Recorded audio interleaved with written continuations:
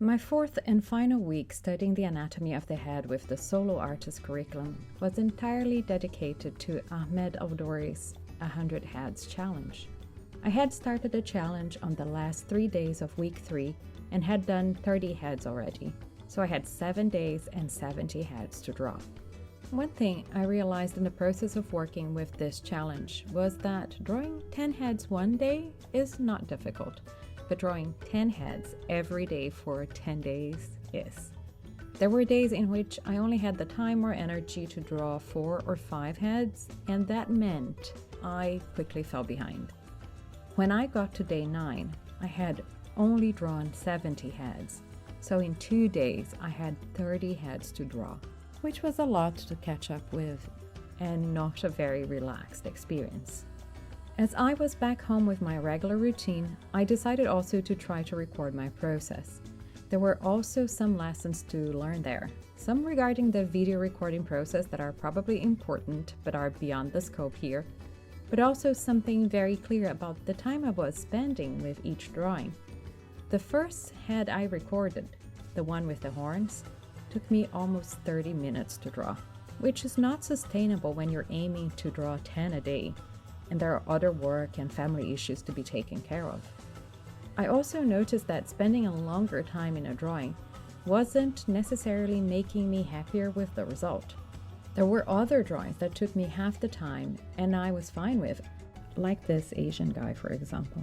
And also there were drawings that I had felt happier with at an earlier stage, and then I had tried to render details that made me feel the result was muddier and less attractive than it could have been.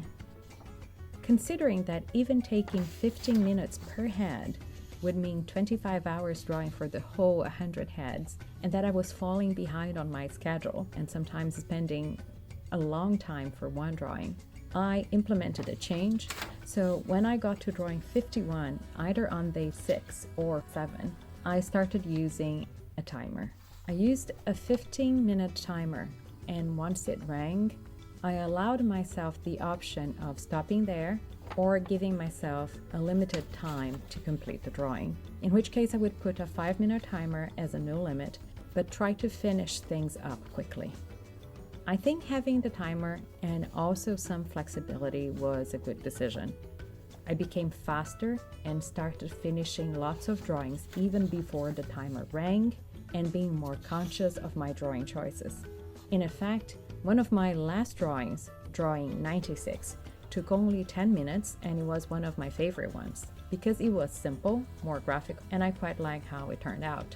But much earlier than that, drawing 76 took me only 12 minutes, and this became more and more frequent as things progressed.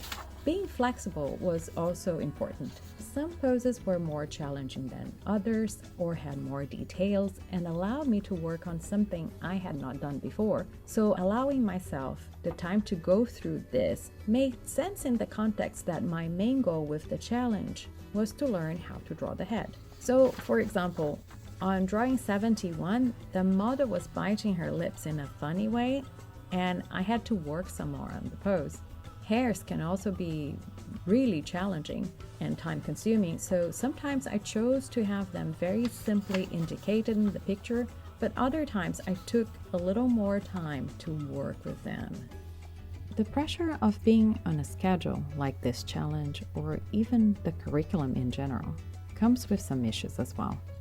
I drew some heads like 65 and 66 in the car while waiting for my child's dance class to be over, when I had my phone with the reference photo and also as a flashlight, so I could see what I was drawing in these dark winter days.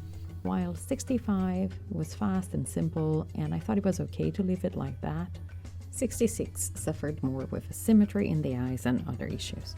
So I quickly quit drawing in the car and started waking up 1 or 2 hours before my family was up in order to get started with the drawings, which led to better results, I guess. To me, however, the worst part of having to catch up on the last few days was the strain on my body.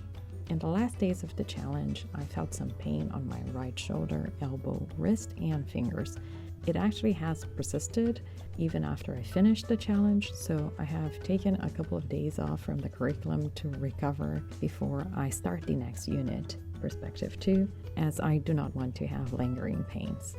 Still, I really enjoyed this challenge. I think I learned a lot with this unit in general, and that doing the challenge really forced me to exercise my skills and recognize some of my shortcomings and also my progress. There were some heads that I really did not like, but some that turned out to be rather satisfying.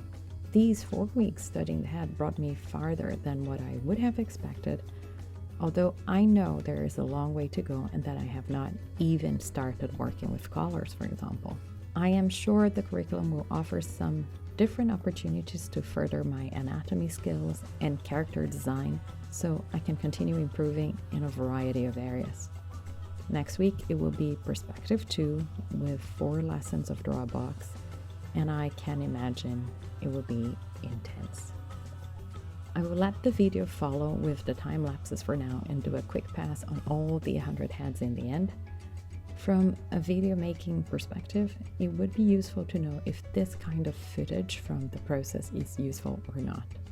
I am not used to doing this, so it made the editing more time consuming to me, but it might be something I can gradually incorporate into my practice in case it adds value to others.